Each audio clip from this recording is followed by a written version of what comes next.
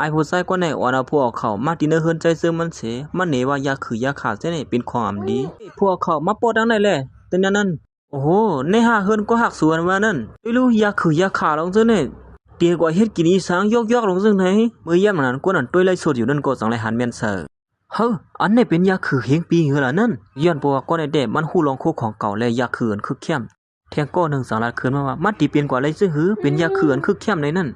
ก็ต้วยมันก็เป็นหักพักที่แห้งๆอ่อนขนาดนึงกล้วยลาลิวาคิโยผู้หญิงก็ในก็สังลัดขึ้นมาแทงว่ากล้วยกาก้นอันลาดมานั่นนำเสื้อก้นธรรมดานะก้นอันหู้ลองคู่ของนี้ยาคือลีนั่นว่าลีเพียนบ้าต่างเมืองต่างเวียงบ้าก่อนนะ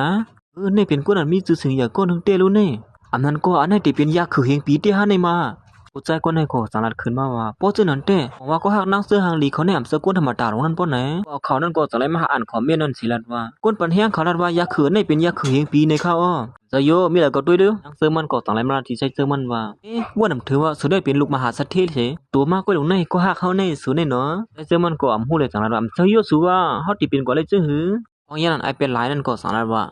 ป้อสุดที่วันนั้นสุดที่วันนั้นเตียบเนี่ยเป็นยาคือลีลงหลายๆนี้เขาในป้อไหนเขายันนั่นก่อนเป็นปนนั่งเสื้อมันก่อสังไรไปเขามาหายาขืนนั่นเสมายิบหนุ่มตัวอยู่เย้าเฮ้ซ้ำใครเหมือนไว้เตี้ยหนังเก่ารู้แน่เมื่อวันตั้งเขายำหันมากวนอันเก็บชิมยาขือคู่ของเก่าเสื้อไหนมานะกวยกากวนนั่นเขาสึกซิไม่ได้เด็บปวดอันว่าเป็นคู่ของมีกาขันเตอนะไอเป็นไรแล้วนั่นก่อนสังนั้นว่าปอรู้อย่าไปตัวเย้าค่ะมันเป็นหักพักกี้แห้งขนาดหนึ่งกวยขาวนั่นมันเจอข้าหรอเมปาในก่อนสังไรมายิบตัวเสียถามใจเสื้อมันว่าเฮ้ไอก็ทำมาด้วยรู้มันเป็นยาคือเฮงปีเนี่ยเป็นหักพักกี้แห้งเสื้อมันก็ย้อนปวมหูเลยสังนัดขึ้นมาว่าอ๋อเนี่ยมันเป็นหักพักกี้แห้งกวยขาวนั่นที่นั่นน่ะเฮือนเขาเตมีคู่ขอนมีกาขันลงซึ่งนั่นก่อมเจอลาลิวากวยขาวก็ว่าอยู่เลยสามารถมันเป็นคู่ขอนมีกาขันเขาที่มาตักเลียดไว้ที่ไหนก่อมจื้อมั้งก็ซ้ำป้นหยาตีอยู่ยังว่ามันเป็นลูกก้นสัตว์เทเนี่ยนั่นมั้งตาก็อย่าไปยิบตัวละมือดีแห้งมีสังลีตัวละเขาปอกมือละชัวเมื่อแย่งนั้นกวนอันตัวไล่สวดอันก่อสารัดขึ้นมาว่าหมูซุ่มสูจิแหนมหูจักคู่ของดีเต้เนาะก็สวมไว้กับขันมันก็ดีเสื้อกล้วยต่างเงิน30 ล้านกว่านะก็เขานั่นก่อสารัดขึ้นมาเทงว่าเฮ้ยมีคนปั่นทหารถึงมาว่าดีซื้อกับขัน30 ล้านในข่าวว่าอีสังโก30 ล้านนี่ฮะมันใส่โยกับขัน30 ล้านหักพักกี้แหงอ่อนซึ่งไหนกล้วยใจเอาว่าคนไหนมันตัวผิดกว่าเยาขยโยปุลุฮะว่าตีเฮือนเอาในมันมีกับขันสิก็คือคณะหักพักกี้แหงลงซึ่งไหนพอแย่งนั้นผู้ชายก็ในก่อสารัดขึ้นมาว่าสมัครคุกขอได้ลีเหิมเรียนวันนั้นเขาก็ติซื้อมันกล้วยเพราะว่าเขาลู่ซุ่มก่อนในก็มันเป็นรองเขากล้วยมันก็ไปกันดังสูขายเยาวลายเยอะขายละก็นั่นเดียนเดซื้อนั่นก็สั่งแล้วอยู่ที่นั่นจะมันว่าอย่าเขินแน่เพราะว่าเขาขาย30 ล้านเนี่ยเลยว่าเขาซื้อในได้โป้ปีเสือในมือซื้อในผู้คุกของอันเดียนมีกาขันเต้มือเพราะว่าเขานั่นก็สั่งแล้วเขินว่าก้นในนี่เขาเสือก้นธรรมดาขั้นนะเขาเป็นก้นอันหู้รองยาคือยาขาดซะไหนเขาใจเสือมันก็สั่งแล้วว่าอ๋อเพื่อเขาขายอะไรเพราะเป็นแต่นั่นก็เขาดิขายปันเขาเหี้ยววะเพราะว่าซื้อกว่าเสียกินเมียนต้องกว่าต้องเฮยนี่แต่ต้องกว่าขี้เฮเสียมายันคืนเงินเฮาก็ห้ามว่าสั่งนั่นก่อนนะไอ้ปลุงก็ในกว่าสั่งว่าซื้อเยอะเฮาสั่งติปันคืนนี้สั่งติป้อให้ในเด้เป็นการก็รู้เน็ตกว่าเนี่ยไอ้ผู้ใส่ไปหลายนั่นก็สั่งลัดขึ้นมาว่ากูนั่นลัดตีเนอพงขนาดนึงก้อยสุดที่ยุ่มยามให้สั่งนั่นเขาก็ลัดไล่เขาที่ซื้อในคุกของเป็นปากล้านในก็ไล่ก่อนพอลุงก่อนเป็นปนางซื้อมันก็สั่งลัดขึ้นมาว่าก็เจออยู่นะกูตีเนอพงเขามือเหลียวในลัดความไหลลวงไหลตาลัดอีสังก็บ่ลิยุ่มเต้มื้อในนั้นที่ตองหลากกันดังวันนั่นใจเจอมันกดสั่งนั้นว่าข้ากลมเพราะว่าไปเป็นแต่นั่นหนังเก่าข้าก็อีกดซ้ำเขาลัดกี้เขานั่นเพราะฉะนั้นก็เปิดกำนึงเขาเลยนะดีกว่าหมักไม้มาปั่นค่ะเมื่อแย่หนนั้นใจเจอมันก็สั่งไรเอาหมักไม้นั่นมาปั่นเขาเฮ้นี่หมักไม้อีสังนั่นนี่สองมันมุดเสือแต่มันไล่ล่างแต่มันหูเนี่ยไอ้ผู้ใจก็ในจังนั้นว่าเขาเป็นก้นมันนอกลงซึ่งเนี่ยอีสังหมักไม้อีสังลีขนาดไม่ป้าว่าแย่หนใจเจอมันก็ยิบหมักหูนั่นออกมาไอ้เป็นไรนั่นก็สั่งนั้นขึ้นมาว่าเอาหมักแม่นเขาซื้อม่านกาขันอย่างมัดตั้มมันเขานี่เมปาเนี่ยไม่ไอ้นี่มันดีกินอย่างหรอเมปาเนี่ยก็มือเลยหันเช่นนั้นโอ้โหหมักไม่ซื้อมาในวันแก่เนี่ยเนาะซื้อมาในกาดนั่นสองเสือหืองินตัวเมียนะอันซื้อจับจินจับมือมันเนี่ยมือย่าหมักนั้นนั่งซื้อมันได้กินหมักไม่อันใช้ซื้อมันออกมาปั่นเฮ้ยหมักไม่อันนี่วันเต้ลงได้เมื่อนั่งซื้อมันเลยกินหมักหัวอันใช้ซื้อมันออกมาปั่นนั่นก็นั่งสั่งลาลงขึ้นว่าโอ้โหวันเต้ลงได้หมักหัวได้น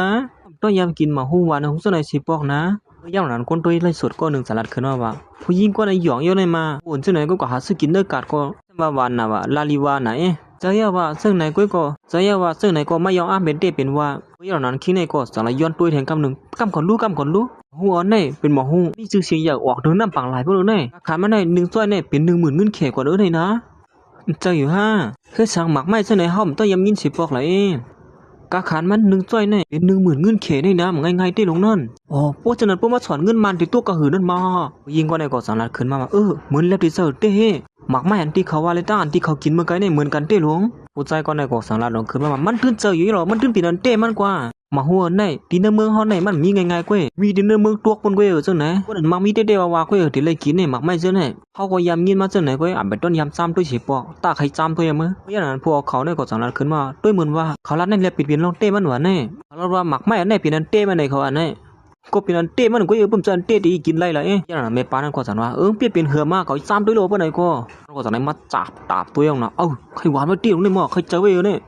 มันก็หวานเต้เหมือนจังหนานเขาว่านั่นเลี้ยวเนี่ยคือเกี่ยมเมื่อย่าน่ะไอ้ผู้ชายก็ในก็สั่งลาลงขึ้นมาแทงว่าแม่ป้าค่ะมาหมักไม้อันไหนมันมีตังเมืองวันโตปุ่นสิด้านไหนก็เป็นหมักไม้อันกาคันอย่ามันเฮ็ดจังหือที่มันมีตีนเฮือนไอ้เขาในกอมเซอแม่ป้าหอมม่วนด้วยดีๆคาลาอันเมื่อร้านในก่อนเรียบเสิร์เต้เนี่ยมั้ยหมักไม้อันไหน1ซอย3ปยาก้อยก็เขาดำมีเงินซื้อก่อนเขาเนี่ยเป็นปอนนางเซอมันก็สั่งลาว่าหมักไม้อันไหนเฮาก็ต้นยำยืนอยู่นางเก่าไปต้นยำซ้ำด้วยสิปอเพราะฉะนั้นใจเซอมันก็สั่งลาลงขึ้นมาแทงว่ามันเจอค่ะหมักไม้อันไหนเป็นหมักไม้ธรรมดาก้อยเขาเนี่ยเขาตั้งเลยกินกูว่านให้ไหนเขากินตั้งวันให้ไหนก้อยเขาเนี่ยมันเป็นกว่าที่จะหือไม่หวานเพราะเป็นแต่ไหนมันเป็นหมักไม้ธรรมดาก้อยเนี่ยมันเป็นความไรหรอเฮาว่าเนี่ยเลยกินป้องในเป็นปอนตั้งสุดเก้เนี่ยนะอย่าไปลัดนะสูเป็นคนมักมีเสียงซิมตัวไว้ในนั่นแต่มันใจกว่าหูตัวมันอยู่เลยจังนั้นว่ามันใจหรอสูเขาก็เป็นก้นผ่านเหมือนเจือหันอยู่เนี่ยว่าไอเป็นหลายนั่นก็จังนั้นขึ้นมาว่าขามีไตก็หนึ่งเขาเป็นก้นกล้าหมักไม้อีสังก็เขาหูจักหมดเพื่อนเพิ่นกินเนี่ยนะป้อทัดปูให้ส่งมันเขากำเหลวนะครับผู้ใจก็ในก็จังนั้นป้อแคบหามันสิส่งกับบันไตก็มันนั่นกำเหลวอยู่เย้าด้วยไตก็ขาดที่ลัดมาว่าหมักไม้อันไหนมันจ่องจะมันเต้มันจึงเขาว่านั่นน่ะป้อหมักไม้อันไหนเปลี่ยนอันเต้อยู่เมืองมันตัวมาแต่เขาได้เป็นหมักมหาเสถียรหลวงเย้าพอเราได้มาอยู่วันนอกหน้าปังของซึ่งไหนเมียป้าเฮาบ่นด้วยดีๆคั่นแลเมียป้าก่อนเป็นแม่นางเซิมันก็จังก็จำควรผู้ใจก็ได้สิเต้งเอานะหมักไม้อันไหนหาถามนั้นมันผูกมาเนื้อลิ้นแย่แน่มันผูกเนื้อมาหินมื้อย่างนั้นมันก็จังได๋เปิดเสียงไตก็มันเสปันหมู่ซุ่มเขาในถ่อมตัวน่ะไตก็ฮอดลาดมาอยู่นี่เฮาดิบันสุดถ่อมก้อยหมักไม้อันไหนเป็นหมักไม้กาคันอย่างเด้อนะไตก็สินั่นนำกาเป็นอันคึกเข้มเลยสิเปิ้นกว่าเด้อเลยนะมันใจก็เป็นตุกเสือลงกับมือกันนั่นก็มือย่ำนั้นได้ก็คนเตียนเอาหมักไม้ออกมานั่นอยู่หิมสัวได้ก็ลัดมาลู